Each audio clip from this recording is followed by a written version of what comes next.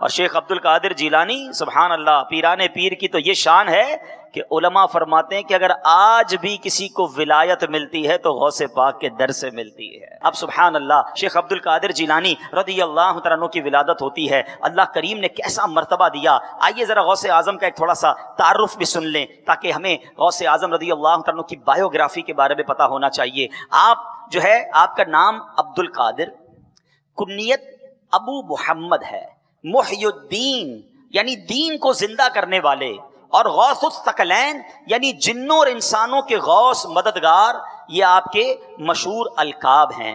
حضور غوث اعظم 470 ہجری کو جیلان میں پیدا ہوئے. آپ 91 ایئرز 91 سال آپ کی عمر مبارک تھی. 561 ہجری میں آپ نے دنیا سے پردہ فرمایا. حضور غوث اعظم رضی اللہ تعالیٰ عنہ ولیوں کے ولی ہیں، پیروں کے پیر ہیں، روشن ضمیر اور سلطان الاولیاء ہیں. جس طرح آپ رحمت اللہ تعالی ولایت میں بہت بلند مرتبہ رکھتے ہیں، یہ بہت سارے لوگوں کو شاید نہیں پتا. آپ کی کرامتیں تو بڑی بیان کی جاتی ہیں، بے شک آپ ولیوں کے ولی ہیں، مگر آپ علم میں بھی بہت اونچے مقام کے مالک ہیں. آپ اپنے زمانے کے سب سے بڑے مفتی تھے، باقاعدہ فتوے بھی لکھا کرتے تھے اور مدرسے میں پڑھایا بھی کرتے تھے. سبحان اللہ. شیخ عبد القادر جیلانی رحمۃ اللہ تعالی علیہ کی زندگی کے 3 حصے ہیں. ٹھیک ہے، نوجوان بیٹھے ہیں، اسٹوڈنٹس بھی بیٹھے ہیں، ذرا غور سے سنیں. پہلا حصہ آپ کی ولادت سے لے کر 18 سال تک کا، جو آپ کا ینگ ایج، یوتھ جس کو کہتے ہیں، پیدائش سے لے کر جو 18 سال تک تھا، آپ اس میں اپنے آبائی وطن جیلان میں ہی تشریف فرما رہے. جو دوسرا حصہ تھا 18 سال سے لے کر 51 سال تک، یہ آل ٹوگیدر 33 سال مزید بنتے ہیں. اس پہ غوث اعظم رضی اللہ عنہ جیلان سے بغداد آ گئے، بہت علم دین حاصل کیا، خوب مجاہدات بھی کیے، جنگلوں میں تشریف لے جاتے، تنہائی میں رہ کر اللہ پاک کی عبادت کرتے اور فکر و ذکر میں مصروف رہا کرتے. اور پھر جو تیسرا حصہ ہے 51 سال سے لے کر 91 سال تک، یہ 40 سال بنتے ہیں، یہ 40 ایئرز کا ٹائم ہے. اس میں آپ نے باقاعدہ درس و بیان کا سلسلہ شروع کیا، نیکی کی دعوت کو عام کیا، علم دین کی روشنی پھیلائی، ہدایت کے چراغ جلائے، لوگوں کو دین حق کی راہ دکھائی، سنتوں کو عام کیا اور ہزاروں بھٹکے ہوئوں کو سیدھے رستے کا مسافر بنا دیا. اچھا، یہ بڑا کمال کا غوث پاک رضی اللہ عنہ کی زندگی کا ایک یوں سمجھیے کہ خوبصورت سا جائزہ ہے. جیلان میں 18 سال جب ہو گئے نا، تو آپ نے اپنی والدہ سے کہا کہ ماں جی اب میں بغداد جانا چاہتا ہوں اور علم دین حاصل کرنا چاہتا ہوں. کیسے ماں باپ تھے، پہلے ہی سے تربیت شاندار تھی، نیک اور پارسا تو پہلے ہی تھے، بیٹے کو روکا نہیں. یہ ان والدین کے لیے درس ہے کہ بچہ جب نیکی کے راستے پہ جاتا ہے تو اس کو روکنے لگتے ہیں. ارے بیٹا اتنا دین میں نہ جاؤ، ابھی سے داڑھی کہاں رکھو گے، ابھی سے کہاں تم دین کے کاموں میں اتنے آگے جا رہے ہو، ابھی تو زندگی گزارنی ہے. بچہ دین کی طرف بڑھتا ہے. کیسے بد قسمت ہیں وہ ماں باپ جن کے دل میں تشویش بڑھتی ہے. خدا کی قسم دل میں خوشی بڑھنی چاہیے کہ یا اللہ یہ تیری مہربانی کہ آج کے پرفتن دور میں میرا بچہ سنیما نہیں مسجد کی طرف جا رہا ہے، شراب کے اڈے کی طرف نہیں مدنی قافلے میں جا رہا ہے، وہ بے حیائی والی کتابیں نہیں دین کی کتابیں پڑھنا چاہ رہا ہے. ارے ایسے ماں باپ کو تو بچے کی حوصلہ افزائی کرنی چاہیے. مگر ہمارے پاس ایسے واقعات آتے ہیں کہ بچہ نیک بننا چاہتا ہے، ماں باپ دل توڑ رہے ہوتے ہیں، ماں باپ سختی کر رہے ہوتے ہیں. سنو آپ کی ماں نے کیا کہا کہ بیٹا ضرور جاؤ مگر اب ہماری تمہاری ملاقات محشر کے میدان میں ہوگی. کیونکہ اس زمانے میں ٹریول ہوتا تھا، لمبا ٹریول. ماں کو پتا تھا بیٹا واپس آنے سے پہلے میں دنیا سے چلی جاؤں گی، مگر کتنی بڑی قربانی تھی. ماں نے نصیحت کیا کی کہ بیٹا ہر حال میں سچ بولنا ہے. بیٹا چلا گیا، کچھ پیسے بھی دیے ماں نے کرتے پہ سی کر. اس زمانے میں تو قافلے روڈوں پہ جاتے تھے، ڈاکو بھی ڈاکہ مارتے تھے، تو پیسے 40 دینار کے قریب آپ کو آپ کے کپڑے کے اندر سی کر دے دیے. قافلہ جیسے ہی آگے گیا، کچھ راستے میں رات ہوئی تو ڈاکوؤں نے حملہ کر دیا، سارے قافلے کے پیسے جو ہے وہ چھین لیے. 18 سال کے آپ نوجوان تھے، ڈاکوؤں کو امید تو نہیں تھی کہ اس نوجوان کے پاس کچھ پیسے ہوں گے، مگر کسی نے پوچھ لیا بتاؤ اے نوجوان تمہارے پاس کیا ہے؟ آپ نے کہا 40 دینار ہیں. اچھا 40 دینار کہاں ہیں؟ کئی کپڑے کے اندر چھپے ہوئے ہیں، سلے ہوئے ہیں. عجیب نوجوان ہے، پیسے بھی بتا رہا ہے، جگہ بھی بتا رہا ہے کہاں چھپا کے رکھے ہیں. سردار کو بلایا کہ سردار ایک نوجوان عجیب سی باتیں کر رہا ہے، کہتا ہے کپڑے میں پیسے چھپے ہوئے سلے ہوئے بھی ہیں. سردار آیا کہ نوجوان کتنے پیسے؟ کا 40 دینار. کہاں ہیں؟ بولے لباس میں سلے ہوئے ہیں. کہ نوجوان لوگ تو ہم سے مال چھپاتے ہیں، تم خود ہی بتا رہے ہو، کیا وجہ ہے؟ اللہ اکبر. دیکھو سچے کی زبان سے جب بات نکلتی ہے تو کیسا اثر رکھتی ہے.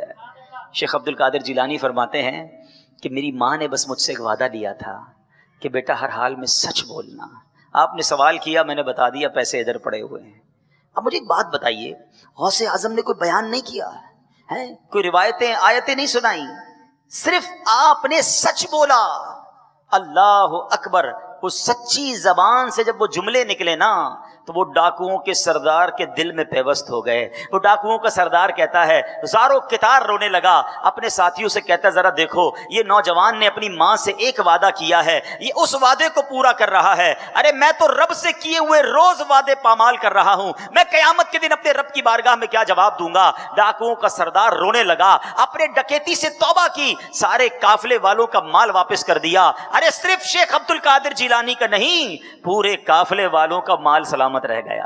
اب اس مکھی نے جواب دیا ہے کہ حضور جب ہم شہد چوسنے کے لیے، شہد کا رس جمع کرنے کے لیے مختلف باغات اور جنگلوں میں جاتی ہیں اور پھولوں کا رس چوستی ہیں، نبی پاک نے بڑا ریلیونٹ کوسچن فرمایا کہ پھولوں کا رس تو کڑوا بھی ہوتا ہے، پھیکا بھی ہوتا ہے، شہد تو بڑا میٹھا ہوتا ہے. آپ کو بھی کبھی پریکٹس ہوئی ہوگی، کبھی کبھی اب ہار وغیرہ کوئی پہناتا ہے تو گلاب کی پتی تو کھا لی جا سکتی ہے، مگر چمبیلی اور موتیا وغیرہ یہ تو بہت کڑوا ہوتا ہے. تو شہد تو اتنا میٹھا ہوتا ہے کہ نام لے تو وہ میٹھا ہو جائے. تو کتنا ڈفرنس ہو گیا. تو نبی پاک نے فرمایا کہ پھولوں کا رس تو کڑوا پھیکا بھی ہوتا ہے، شہد اتنا میٹھا، یہ کیسے؟ اللہ اکبر. اس مکھی نے کیا جواب دیا؟ وہ کہتی حضور بات دراصل یہ ہے کہ جب ہم مختلف پھولوں کا رس چوس لیتی ہیں نا، اور جب ہم واپس آ رہی ہوتی ہیں تو آن دا وے ٹورڈز، ہمارے چھتے کی طرف واپسی پر ہمارا ایک امیر ہوتا ہے، اور حضور وہ آپ کی ذات پر درود پڑھنا شروع کر دیتا ہے، اور حضور اس کی دیکھا دیکھی ساری مکھیاں آپ پر درود بھیجتی ہیں. یا سیدی کوئی اور کمال نہیں ہے، یہ آپ پر درود پاک پڑھنے کی برکت ہے کہ پھولوں کا کڑوا اور پھیکا رس شہد جیسا میٹھا ہو جاتا ہے. اچھا اب اس ایک واقعے کو، یہ ماشاءاللہ درود پاک کی بڑی مشہور و معروف کتاب آب کوثر، اس میں مفتی امین صاحب نے بھی اس واقعے کو نقل کیا اور بھی بزرگوں نے اس واقعے کو نقل کیا.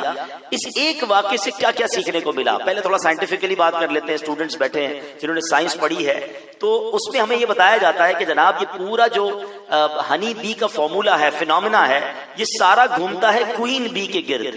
یعنی ایک ملکہ مکھی ہوتی ہے اور اس ملکہ مکھی کے تحت جناب شہد کا چھتا جو ہے پورا چلتا ہے، اس کا کنٹرول ہو جاتا ہے.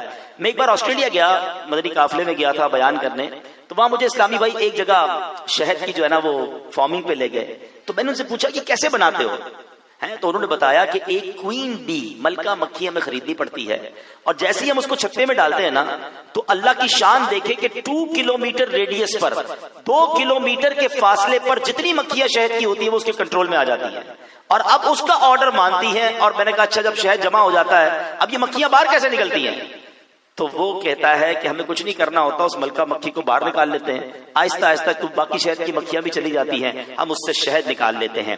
سائنس نے 1400 سال بعد سمجھا کہ یہ شہد بنتا کیسے ہے. میرے آقا علیہ الصلوۃ والسلام نے ہمیں تقریباً 1400 سال پہلے بتایا کہ ایک ملکہ مکھی ایک لیڈر ہوتا ہے اور سب اس کے تابع ہوتے ہیں، اور وہ سب درود پڑھتے ہیں تو شہد میں مٹھاس آ جاتی ہے. سبحان اللہ. آج ہر ڈاکٹر، ہر جناب طبیب بتاتا ہے کہ تقریباً تمام بیماریوں کی شفا جو ہے وہ شہد میں موجود ہے. قرآن کہتا ہے شہد میں شفا ہے. اب ذرا غور کیجئے کہ جو چیز بنتی ہی نبی پاک کی درود پاک کی برکت سے ہو تو اس میں شفا کیوں نہ ہوگی، اس میں برکت کیوں نہ ہوگی. تو اب ہمیں ایک بات علماء نے بتائی کہ جب پھولوں کا کڑوا اور پھیکا رس شہد جیسا میٹھا درود پاک کی برکت سے ہو سکتا ہے، تو اگر کوئی ایسا بندہ ہے جس کی زندگی میں گناہوں کی پھیکاوٹ ہے، جس کی زندگی میں بدعمالیوں کی کڑواہٹ ہے، جس کی زندگی میں غموں کی کڑواہٹ ہے، اور وہ چاہتا ہے کہ زندگی نیکیوں کی مٹھاس سے تربتر ہو جائے، تو وہ اپنی زندگی میں درود پاک کو شامل کر لے. وہ زیادہ سے زیادہ درود پاک پڑھتا رہے، اللہ اس کی دنیا بھی میٹھی کر دے گا، اس کی آخرت کی مشکلیں بھی آسان کر دے گا. تو میرے پیارے اسلامی بھائیوں، رمضان از دا بیسٹ منتھ. یہ بہترین مہینہ ہے کہ اس مہینے میں ہم زیادہ سے زیادہ درود پاک پڑھ کے اپنی ہیبٹ بنا لیں، اپنی عادت بنا لیں. بلکہ سچی بات یہ ہے کہ رمضان تو پورا مہینہ اچھی عادتیں بنانے کا مہینہ ہے، مگر بدقسمتی سے حال یہ ہے کہ رمضان میں اچھی عادتیں پڑھ بھی جاتی ہیں مگر پھر رمضان کے بعد ہم ان نیکیوں سے دور ہو جاتے ہیں. اس بار ایسا نہیں کرنا ہے. آئیے مل کر محبت کے ساتھ بآواز بلند درود پاک پڑھ لیں. صلو علی الحبیب صلی اللہ تعالی علی محمد صلی اللہ علیہ وسلم. رمضان ہمارے درمیان ہے، اللہ خیر کرے، ہمارے اللہ پاک بقیہ دن بھی ہمیں پورے روزے رکھنا، تراویح پڑھنا نصیب فرمائے، لیکن رمضان کے بعد جو ہم کرتے ہیں نا وہ درست نہیں کرتے۔ ایکچولی رمضان کیا ہے سمجھو، رمضان ہمارا شیطان سے مقابلے کے لیے پریکٹس کروائی جاتی ہے۔ یہ بچے بیٹھے نا نوجوان، ذرا ان کی زبان میں سمجھا دیتا ہوں، کبھی بڑا مقابلہ ہوتا ہے نا تو اس سے پہلے پریکٹس کروائی جاتی ہے، نیٹ پریکٹس کہتے ہیں لوگ، ٹھیک ہے، کیونکہ بڑا مقابلہ ہونا ہے تو اس سے پہلے پریکٹس ہوگی تو مقابلے میں مقابلہ کر سکیں گے، لڑائی کر سکیں گے، یا جناب کوئی بھی سپورٹس ہوتا ہے، ایسے سمجھو کہ پورا مہینہ شیطان سے لڑنے کے لیے پریکٹس کروائی جا رہی ہے۔ شیطان بند ہے، رحمتوں کے دروازے کھول دیے ہیں، نیکیوں کا اجر بڑھا دیا ہے کہ تم پورا مہینہ پریکٹس کر لو کہ تم بھی نماز پڑھ سکتے ہو، تم بھی مسجد میں آ سکتے ہو، تلاوت کر سکتے ہو، اللہ کا ذکر کر سکتے ہو، گناہوں سے بچ سکتے ہو، روزہ بھی رکھ سکتے ہو۔ مگر جیسے ہی شیطان آزاد ہوتا ہے تو ایسا لگتا ہے پہلی بال پر ہی آؤٹ ہو جاتے ہیں، جیسے ہی چاند نظر آیا بندہ مسجد سے غائب۔ یہ کیا ہے؟ اب اپنے دل سے پوچھیں کہ ہم کیا کرتے ہیں، یہ کتنی بڑی مسٹیک کرتے ہیں۔ پورا مہینہ ہمیں رمضان عطا کیا گیا کہ نیک بن جاؤ، قرآن کہتا ہے تم پر روزے اس لیے فرض کیے لعلکم تتقون، تاکہ تم تقوی اختیار کرو۔ لیکن عجب معاملہ ہے کہ ایسے ہی رمضان جاتا ہے تو سب لوگ، کافی بڑی تعداد مسجدوں سے چلی جاتی ہے۔ اس بار ایسا مت کیجیے گا۔ بلکہ ایک اور بات کر لوں کہ یہ 10 روزہ تراویح، 11 روزہ تراویح، 5 روزہ تراویح، یہ ٹرینڈ چلا ہے، ٹھیک ہے، لیکن اس کا مطلب یہ نہیں ہے کہ اب آپ کی ختم قرآن ہو گیا تو آپ کی تراویح بھی معاف ہو گئی۔ تراویح سنت موقدہ ہے، یہ پورا مہینہ آپ نے پڑھنی ہوگی۔ یہ الگ بات ہے کہ چلے ماشاءاللہ ختم قرآن ہو گیا، اب آپ کسی اور مسجد میں جا کر بھی پڑھ سکتے ہیں، کہیں اور بھی جا کر پڑھ لیں، لیکن تراویح معاف نہیں ہے۔ ہمیں تراویح پڑھنی ہے اور اس کو سعادت سمجھے، بوجھ نہ سمجھے۔ یہ کتنی اچھا پورے سال میں کب ہوتی ہے تراویح؟ صرف رمضان میں نا، تو یہ تو رمضان کی اسپیشل سوغات ہے، اسپیشل عبادت ہے، تو ہمیں تراویح کو بوجھ نہیں بلکہ سعادت سمجھ کر پڑھنا ہے۔ تو انشاءاللہ نیت کریں رمضان میں بھی خوب عبادت کریں گے اور رمضان کے بعد بھی عبادت کریں گے انشاءاللہ۔ چونکہ یہاں تکمیل قرآن ہوا ہے، قرآن پاک کے بارے میں ہم سب کو بہت کچھ آنا چاہیے، مگر انفارچونیٹلی بہت کچھ دوسری چیزوں کے بارے میں تو آتا ہے، مگر قرآن کے بارے میں ہمارے بہت سارے لوگوں کو نہیں معلوم۔ اللہ نے قرآن میں کیا فرمایا، پچھلی قوموں کے کیسے واقعات ہیں اور ان واقعات میں ہمارے لیے کیا درس ہے۔ آج ایک ایسا ہی بڑا ہی عجیب و غریب، ون آف دا ہسٹوریکل، میں کہوں کہ تاریخ دنیا کے اگر عجیب و غریب واقعات جمع کیے جائیں تو ان میں سے وہ ایک واقعہ ہے، اور یہ واقعہ قرآن کا واقعہ ہے۔ اس واقعے کو پیش کرنے کے 2 مقصد ہیں، ایک تو یقیناً جو اس واقعے سے آپ کو درس ملے گا وہ پیش کرنا ہے، اور دوسرا یہ احساس دلانا ہے کہ یہ ہے رب کا قرآن، جس میں کیسے کیسے واقعات اور کیسی کیسی حیرت انگیز باتیں اور ہمارے لیے رہنمائی کے مدنی پھول ہیں۔ لیکن ہم بعض اوقات دنیا بھر کے ڈائجسٹ، تو ناول، تو پتہ نہیں کیا کیا ویب سائٹوں کو وزٹ کرتے ہیں، ان کی معلومات رکھتے ہیں، قرآن کی معلومات نہیں رکھتے۔ آج بات کرتے ہیں حضرت یونس علیہ السلام کی۔ سورہ یونس میں یہ واقعہ بڑا تفصیل سے موجود ہے، اور ایسی عجیب و غریب داستان ہے حضرت یونس علیہ السلام کی کہ جب بھی پڑھیں تو ایمان تازہ ہو جاتا ہے۔ معاملہ کیا ہوا؟ حضرت یونس علیہ السلام کو اللہ تعالیٰ نے شہر نینوا کے باشندوں کی ہدایت کے لیے رسول بنا کر بھیجا تھا۔ اب یہ موصل کے علاقے کا ایک بڑا شہر تھا، یہاں کے لوگ بت پرستی کرتے تھے، کفر کرتے تھے، اللہ کی طرف نہیں آتے تھے۔ آپ نے ان لوگوں کو بڑا سمجھایا، بت پرستی چھوڑنے کا حکم دیا، اللہ وحدہ لا شریک کی طرف بلایا، یہ نہیں مانتے تھے۔ اب حضرت یونس علیہ السلام نے ان کو اللہ کے عذاب کی خبر دی کہ اگر تم ایمان نہ لائے، اور بہت عرصے سے تمہیں سمجھا رہا ہوں، تو اب تم پر رب کا عذاب آ جائے گا۔ اچھا وہ قوم نے آپس میں مشورہ کیا اور انہوں نے یہ جان لیا تھا، وہ کہتے ہیں کہ یہ جب بھی بات کرتے تو سچ بولتے ہیں، یہ جھوٹ نہیں بولتے۔ اللہ اکبر، ایمان نہیں لا رہے ان کی خدا پر، مگر یہ پھر بھی مان رہے ہیں کہ یہ سچے ہیں۔ میں یہ تھوڑا سا بریک لیتا ہوں واقعے میں، نبی پاک کی ذرا سیرت پر نظر دوڑائیں۔ 40 سال اعلان نبوت ابھی نہیں کیا، مکے والوں کے ساتھ جو بت پرست تھے، جو مشرکین تھے اور علمبردار تھے، ان کے سامنے میرے آقا نے جب لائف گزاری اور پھر 40 سال کے بعد فرمایا کوہ صفا پر کہ بتاؤ میں کون ہوں، تو مکے والوں نے کیا جواب دیا تھا؟ آپ صادق ہیں، آپ امین ہیں، آپ سچے ہیں، آپ امانت دار ہیں۔ اللہ اکبر، وہ لوگ جو رب کو نہیں مانتے تھے، مگر مصطفیٰ کریم علیہ السلام نے ایسا کردار پیش کیا کہ وہ بھی یک زبان ہو کر کہنے پہ مجبور ہو گئے کہ آپ سچے ہیں۔ اور آپ حضرت یونس علیہ السلام کی سیرت پڑھیں کہ آپ نے حالانکہ ان کو ان کی بات نہ ماننے کی وجہ سے، اللہ پر ایمان نہ ڈالنے کی وجہ سے عذاب کے بارے میں بتایا کہ تم پر اب عذاب آنے والا ہے، تو آپس میں مشورہ کیا یہ بات تو سچی کرتے ہیں، یہ ہیں انبیاء جو سچے ہیں، ہم اپنے بارے میں سوچیں کہ ہم سچے ہیں کہ نہیں۔ ہمارے بارے میں کوئی کہے گا کہ یہ سچا ہے، جب بولتا ہے سچی بات بولتا ہے. یہ غور کیجئے گا، مسلمان جھوٹا نہیں ہوتا. منافق کی نشانیاں جو کتابوں میں لکھی نا، اس میں ایک نشانی یہ ہے کہ جب بات کرے تو جھوٹ بولے. کوئی ہمیں کہتے منافق تو کتنا غصہ آئے گا، یار کیا بات کر رہا ہے، میں مسلمان ہوں. بھائی مسلمان ہو تو پھر جھوٹ کدھر سے آ گیا؟ مومن جھوٹا نہیں ہوتا، منافق جھوٹا ہوتا ہے. Check your self. بزرگ بیٹھے، پہلے ہم کبھی کبھی سنتے تھے کہ یار بندہ کبھی کبھی جھوٹ بولتا ہے، لیکن آج کل تو حال ایسا ہو گیا کہ بندہ کبھی کبھی سچ بولتا ہے، ورنہ ہر معاملے میں جھوٹ بولنے کی عادت ہو گئی ہے. دوستوں کو ہنسانے کے لیے جھوٹ بولنا ہے، کامیڈی کے لیے جھوٹ بولنا ہے، ایسے ہی تفریح میں جھوٹ بولنا ہے، کاروبار میں جھوٹ بولنا ہے، گھر میں جھوٹ بولنا ہے، بچے کو باپ سے جھوٹ بولنا ہے، باپ نے گھاٹ سے جھوٹ بولنا ہے، شوہر نے بیوی سے جھوٹ بولنا ہے. یعنی جھوٹ تو ایسا لگتا ہے مسئلہ ہی کوئی نہیں ہے. اور پھر کئی لوگ ملتے بھی ہیں، کہتے ہیں یار گھر میں چین نہیں ہے، برکت نہیں ہے، بیماریاں دور نہیں ہو رہی ہیں. آپ کو پتہ ہے جھوٹ کی نحوست کیا ہے؟ حدیث پاک میں مضمون ملتا ہے، جو بندہ ایک بار جھوٹ بولتا ہے نا، اس کی منہ سے ایسی بدبو نکلتی ہے کہ رحمت کا فرشتہ اس سے 1 میل دور ہو جاتا ہے. اب پتہ نہیں کتنا جھوٹ بولا ہے، کتنے فرشتے رحمت کے کتنے دور ہو گئے، تو اب بچا کیا ہمارے پاس؟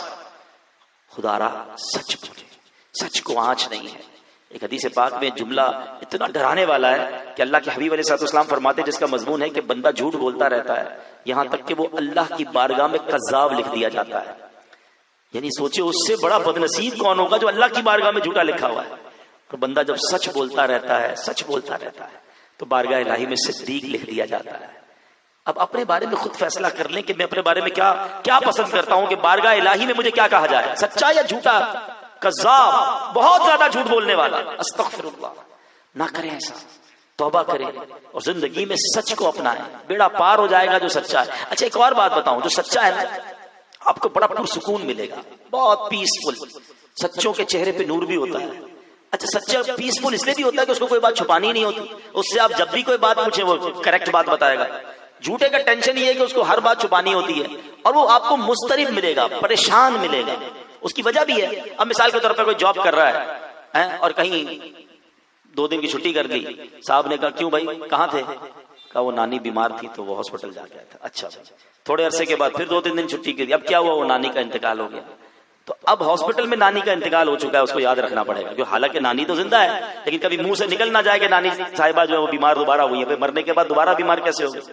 تو جو جتنا جھوٹ، کچھ لوگوں کی عادت خواہ کہیں جھوٹ کہاں رہتے ہیں، اور رہتا بیچارہ کوئی نارمل علاقے میں ہوگا، سامنے والے پہ روب ڈالنا، میں ڈیفینس میں رہتا ہوں. اچھا اب ڈیفینس کا ایڈریس بتا دیا تو ساری زندگی یاد رکھنا ہے اس کو ڈیفینس بتایا ہوا میں نے. کاروبار کیا کرتے ہو سکتا ہے وہ چھوٹا سا سونار کا کاریگر ہو، اپنی تو جیولرز کی بڑی شاپ ہے طارق روڈ پہ. اچھا اب ساری زندگی یاد رکھنا ہے کہ اس کو طارق روڈ کی شاپ بتائیے، صدر کی نہیں بتائیے ورنہ مکس ہو جائے گی. وہ ٹینشن بھی فائلیں ہی سنبھالتا رہے گا اپنی، جہاں جہاں جھوٹ بولا ہوا ہوگا. سچ بولو، نو ٹینشن یار، جو پوچھے وہ بتا دے، اس پہ کیا جاتا ہے؟ خامہ خائی جھوٹ اور حرام جہنم میں لے جانے والا کام. معراج کی رات میرے آقا علیہ الصلوۃ والسلام نے ایک شخص کو دیکھا جس کو ہک ہوتا نا، ایسے لوہے کے ہک کے ذریعے اس کے گل پھڑے، یعنی یہ جبڑے چیرے جا رہے تھے، یعنی یہاں سے ہونٹ کے کپاس سے وہ ہک ڈال کر گلے تک لے جایا گیا، پھر دوسرے ہونٹ سے وہ چیرتا ہوا پیچھے لے جایا گیا، اور پھر وہ ٹھیک ہو گیا، پھر وہ عذاب. فرمائیے کون ہے؟ جبریل امین نے عرض کی حضور یہ جھوٹ بولنے والے ہیں. کبھی ڈینٹسٹ کے پاس گئے ہوں گے نا، ڈینٹسٹ ہمارا منہ کھولتا ہے، ایک لمٹ تک تو منہ کھلتا ہے، اس کے بعد درد ہوتا ہے، تکلیف ہوتی ہے. یہ ہماری حیثیت ہے. اگر یہ چیر دیے گئے ہمارے جبڑے تو کیا جواب دیں گے؟ نہ بولا کرے جھوٹ، بالکل جھوٹ سے توبہ کر لیں. اب میں تو ابھی واقعہ شروع نہیں کیا، لیکن کہتے نا نبیوں کی باتوں سے، بزرگوں کی ہر بات سے ہمیں سیکھنے کو ملتا ہے کہ وہ لوگ جن کو عذاب کے بارے میں کہا جا رہا ہے کہتے ہیں بات یہ سچی کرتے ہیں. اللہ کرے کہ ہمارے بارے میں بھی لوگ یہی بات کریں، یار اس نے کہا ہے نا تو سچ ہی کہا. یہ جھوٹ تو ہو ہی نہیں سکتا نا. یہ ہے مسلمان، یہ ہے مومن کہ ہمارے بارے میں تصور ہی نہ ہو کہ جھوٹ کیسے زبان سے نکلے گا. بھائی اب آگے چلو. حضرت یونس علیہ السلام نے کہہ دیا کہ عذاب آنے والا ہے. اس قوم نے کہا کہ ایک کام کرتے ہیں، حضرت یونس پر نظر رکھو، ان کو فوکس رکھو. اگر یہ شہر سے چلے جائے نا تو سمجھ لینا عذاب آنے والا ہے، کیونکہ اللہ کے نبی تو چلے جاتے ہیں عذاب والی بستی سے، اور اگر شہر میں ہیں تو اللہ پھر عذاب نہیں آئے گا. ایک اور ان کا ایمان دیکھے کیسا تھا، یقین تھا کہ یہ اللہ کے نیک بندے ہیں، یہ ہمارے شہر میں ہوئے تو عذاب نہیں آئے گا. عجیب قوم تھی، مانتی بھی تھی نہیں بھی مانتی تھی. بہرحال حضرت یونس علیہ السلام جو ہیں وہ تشریف لے کے رات ہی شہر چھوڑ کر چلے گئے. اس قوم کو پتا چل گیا. صبح جو ہے نا جیسے وہ اٹھے تو بادل عجیب و غریب قسم کے بدلیاں آنے لگی، تو دے ریئلائز کہ بس اب تو آگ برستی ہے یا کوئی خطرناک عذاب آنا ہے. تو اس قوم نے کیا کیا کہ حضرت یونس علیہ السلام کو تلاش کیا. اب دیکھا وہ بھی نہیں ہے, دھواں چھا گیا ہے اور ایسا لگتا ہے کہ تباہ و برباد ہو جائیں گے ہم. تو اب ان شہر والوں نے کیا کیا کہ ڈر گئے, کانپ گئے اور عورتیں بچے مویشی لے کر جنگل میں نکل گئے. اور انہوں نے کیا کیا, پرانے کپڑے پھٹے پرانے کپڑے پہنے, روتے رہے, خاک سر پر ڈالتے رہے, اللہ سے معافی مانگتے رہے, یا اللہ حضرت یونس پر ایمان لے آئیں گے. بچے بھی دعا کر رہے ہیں, عورتیں بھی دعا کر رہی ہیں, مرد اپنی عورتوں سے الگ ہو گئے, اب مائیں اپنے بچوں سے الگ ہو گئیں, سب استغفار میں مشغول ہو گئے. اور سبحان اللہ, مطلب ایسی گریہ بازاری کی, اتنا روئے, اتنا گر گڑائے کہ اللہ کریم. اچھا پھر آپس میں ایک دوسرے کی جو ظلم کیے تھے نا, وہ بھی معافیاں مانگنے لگے ایک دوسرے سے کہ تم مجھے معاف کر دو, میں نے تمہیں معاف کیا, تاکہ کسی قسم کا کوئی اللہ کی رحمت کو پکار لیا جائے اور یہ عذاب دور ہو جائے. اور اب کیا ہوا کہ اللہ کریم کی رحمت کو اور اس کی تو کرم نوازی ہے, رحم آیا اور ان سے عذاب اٹھا لیا اور یہ بادل وغیرہ واپس چلے گئے.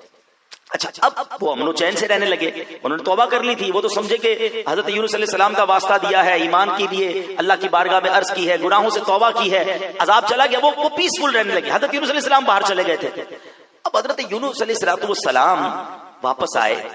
تو جب واپس آئے تو آپ نے جو ہے وہ دیکھا کہ ایوری تھنگ اوکے, عذاب تو نہیں آیا. اچھا آپ کو تو پتہ ہی نہیں تھا معاملہ کیا ہوا, پیچھے قوم نے کیا کیا ہے, توبہ بھی کر لی ہے, اللہ سے وعدے بھی کر لیے ہیں, رونا دھونا بھی کیا ہے. تو اب کیا ہوا کہ آپ کو لوگوں نے کہا کہ اب تو اپنی آپ بستی میں جائیے. تو آپ نے فرمایا کہ میں اس قوم میں کیسے جا سکتا ہوں, یہ قوم تو مجھے شہید کر دے گی, یہ تو سمجھیں گے میں جھوٹ بول کر گیا تھا, میں تو ان کو عذاب کا کہہ کر گیا تھا اور عذاب الہی نہیں آیا, اب میں کیسے اس قوم میں جا سکتا ہوں. تو آپ اس جگہ سے واپس پلٹے اور اب آپ دریا کے پاس گئے اور ایک کشتی میں سوار ہو گئے. اللہ کی شان دیکھیں کہ وہ کشتی جا کر بیچ سمندر میں رک گئی. اچھا پہلے موٹر بوٹس تو ہوتی نہیں تھی کہ جہاز میں انجن لگا ہوا ہوتا ہو, تو انجن والی بوٹ نہیں رکتی, وہ بھی رک جاتی ہے جب انجن ہی خراب ہو جائے. نصیب میں ہو تو سب ہو سکتا ہے, جہاز رک جاتے تو پانی کی کشتی کیا. لیکن اس زمانے میں تو پانی کی کشتی ہوا پہ چلتی تھی نا, لیکن وہ بیچ سمندر میں جا کے رک گئی. اچھا اس قوم کا ایک دستور تھا کہ اگر کوئی کشتی بیچ سمندر میں رک جائے تو اٹ مینز اس میں کوئی بھاگا ہوا غلام ہے.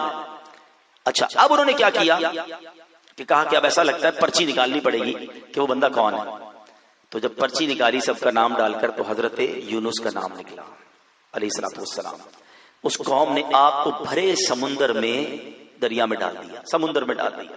جیسے ہی آپ کو سمندر میں ڈالا کشتی چلنا شروع ہو گئی, وہ بھی چلے گئے. آزمائش کیسی ہے, بھرے سمندر میں تنہا اللہ کے نبی کو ان لوگوں نے ڈال دیا. اب اللہ کی شان دیکھیں کہ جیسے ہی آپ کو پانی میں ڈالا گیا, ایک بہت بڑی مچھلی, ہو سکتا ہے اس زمانے کی کوئی بڑی دیوہکل مچھلی ہوگی, اس نے حضرت یونس علیہ السلام کو نگل لیا. مگر اللہ کریم کی طرف سے اس مچھلی کو حکم دیا گیا کہ حضرت یونس کو کھانا نہیں ہے, آپ کی ہڈیاں نہ ٹوٹیں, آپ کا جسم نہیں گلانا ہے. اب آپ اس مچھلی کے اندر ایسے قید ہیں جیسے غار کے اندر ہے, گھپ اندھیرا ہے, ہاتھ کو ہاتھ سجائی نہیں دے رہا ہے, کتنا ڈارک ہوگا مچھلی کا پیٹ. اور اب آپ نے اسی حالت میں ایک بڑی کمال کی دعا کی. ہاں آج آپ کو بھی ایک بڑا کمال کا وظیفہ ملنے والا ہے, اور یہ وظیفہ قرآنی وظیفہ ہے. ہاں سورہ یونس کا سمجھ لو حاصل ہے یہ.